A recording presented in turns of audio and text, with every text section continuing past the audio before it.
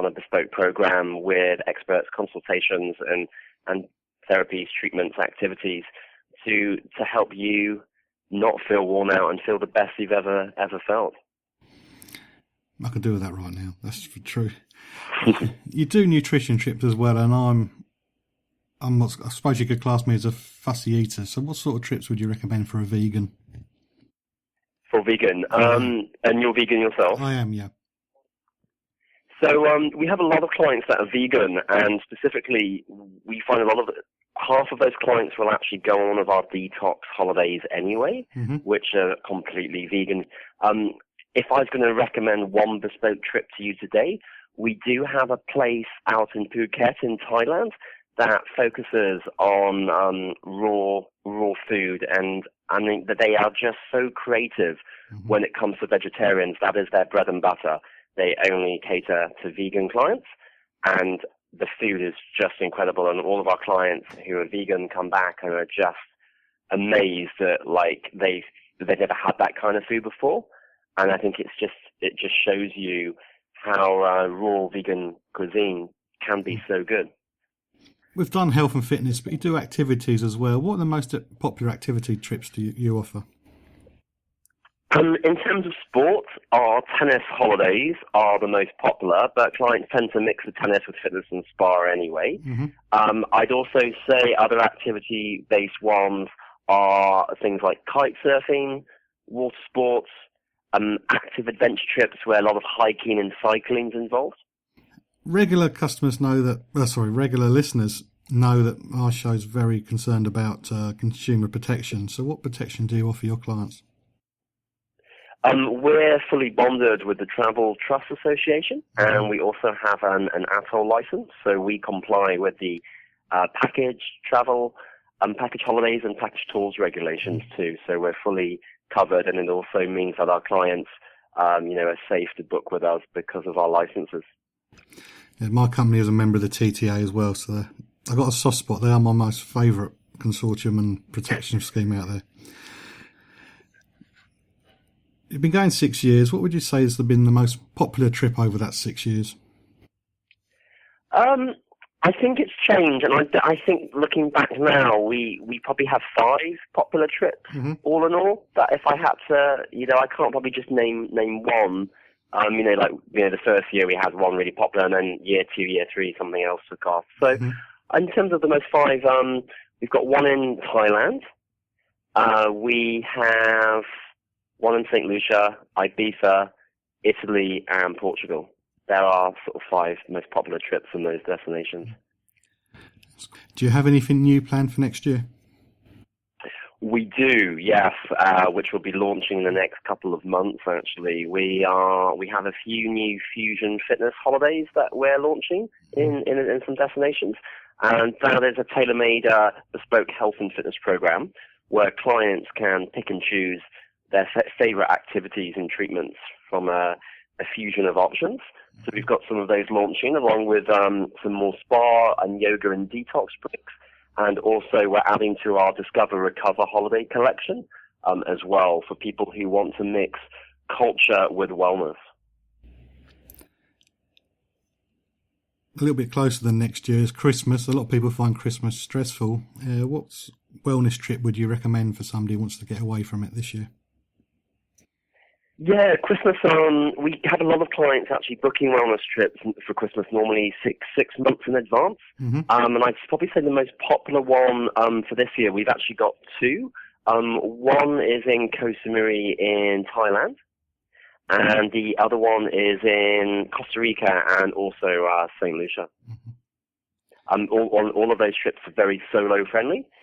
So we find that a lot of our solo clients who are on their own for Christmas sort of want to go away and not feel isolated and alone and be around other people who are also there to get healthy and fit. If you had next week off, where would you go? Well, I actually do have next week off, and it's my birthday, and I'm flying out to St. Lucia this Sunday. Well, happy birthday. And I'm going to spend 10 days there getting very fit and in shape and super healthy. Oh, spending your birthday getting healthy, that seems wrong to me. You should be eating lots of cake. That's highlights of my birthday. Doing beach boot camp, followed by yoga and spa and hiking. I have to be honest, rather you than me. I'm follically challenged. Do any of your trips make people's hair grow back? Well, stress can affect hair loss, and I think more and more, especially guys, are losing their hair at a young age. I'd say some of our anti-stress holidays will definitely help anyone get into the root cause of the problem. Why are you losing your hair? It's always linked back to stress, and trying to, combat that issue more, as the bigger picture. That's the closest answer I've had to yes in my search for some way to make it grow back. Although I wouldn't know what to do with it if it did come back now. And finally, how can we find out more about health and fitness travel? You can go to our website, which is healthandfitnesstravel.com. And on there, we've got a whole host of information, all of our holidays, and we're also open 6 days a week from 9 a.m. till 6 p.m. And we have a team of wellness travel specialists who are waiting to speak to clients all the time. Okay, thanks, Paul. Thank you for your time. Thank you. What about my phone call? I want to call my family. Too late now. Please, please, please. Step through now, please. Oh, no. Too late now. Here's the goods. You take them in false bottom bag, you strap them to your body, it's up to you. Look, I've changed my mind. I want out. Too late now. So, you're offering me a free holiday? Yeah, I just have to bring back something for a friend of yours. that's right. You get some serious cash. Right. Well,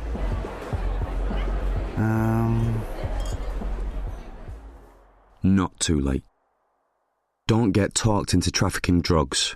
Once you're in, the British government can't get you out. Don't throw your life away. You can keep up to date with travel news and leave me a message at facebook.com/John Guinn Travel Show. Once again, the website for Health and Fitness Travel is quite easy to remember. It's www.healthandfitnesstravel.com. If you've been on a trip for your well-being, please do share your experience at facebook.com/John Guinn Travel Show. And that's the page to find all the websites that I've mentioned on this week's show.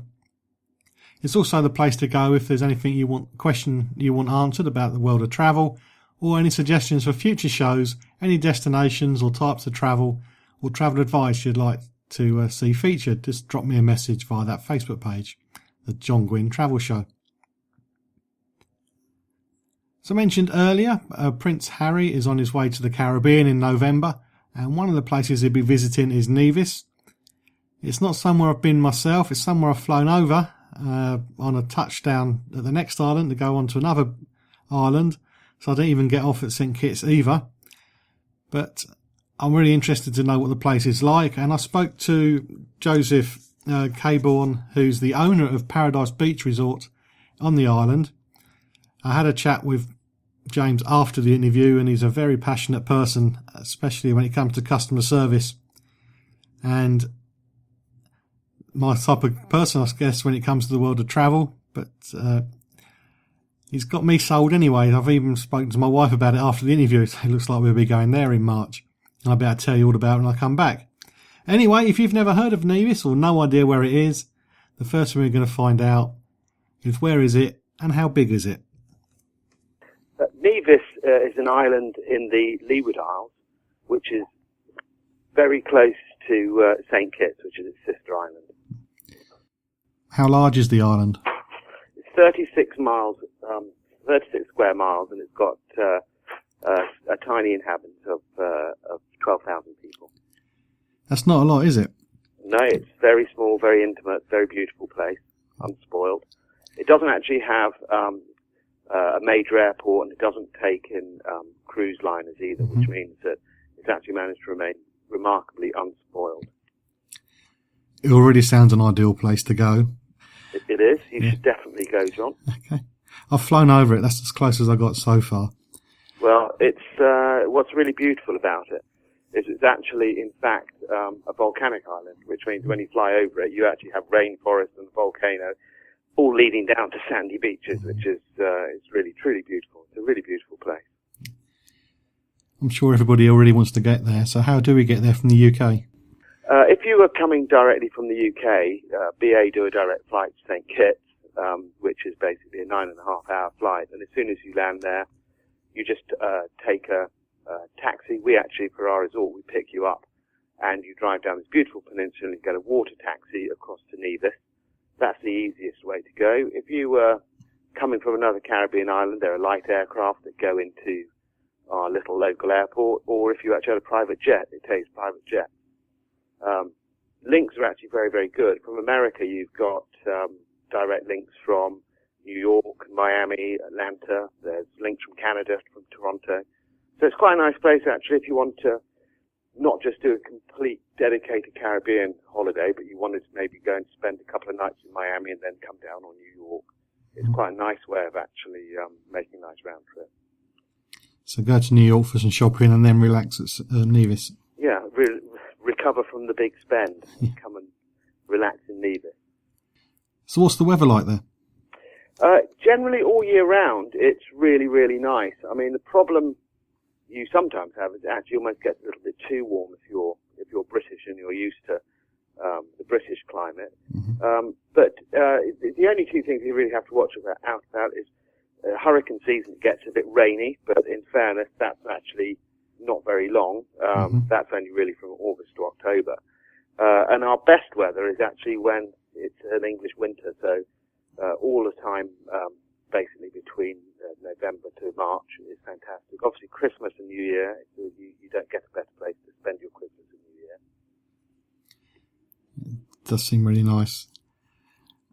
What's the official language there? English, incredibly easy. Mm-hmm. The currency is Eastern Caribbean dollars, but most people will accept US dollars.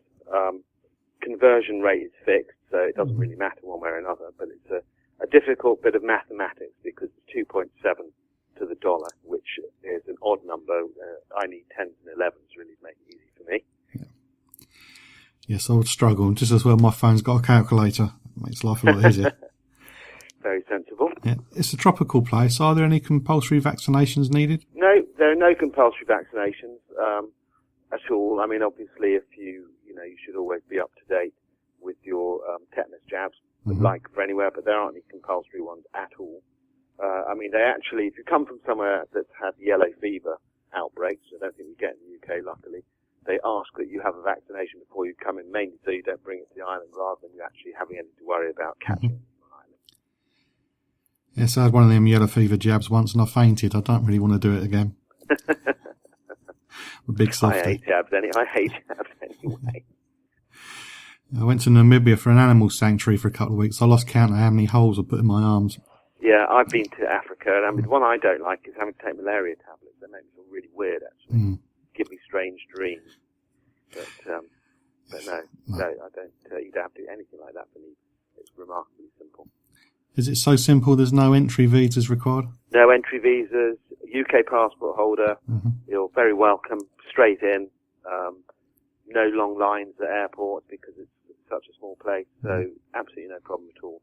And you can also travel between St. Kitts and Nevis. You're getting like a 2-for-1 deal with these islands because they're in a federation, which means that you can literally just get on a boat from one to the other without having to show a passport or anything. It's just like, you're on the same island from that perspective.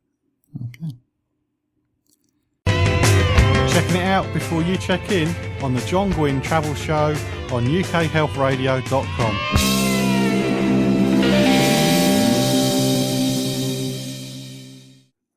Still to come on the show, there will be a little bit of travel news, and I promise it'll have nothing to do with Heathrow. At the moment, we're learning about the Caribbean island of Nevis. My guest James Cabourne, who owns the Paradise Beach Nevis resort, is telling us all about the island. There's a hum on the audio recording. I've no idea where that came from, and I tried removing it, but it made the sound quality a lot worse, so please do bear with it. And also, there's a little bit of noise in the background. It's because as soon as the interview started, some roadwork started up outside. So it's a question of adjusting my mic to try and keep the digger's noises and pneumatic drill noises to a minimum, or to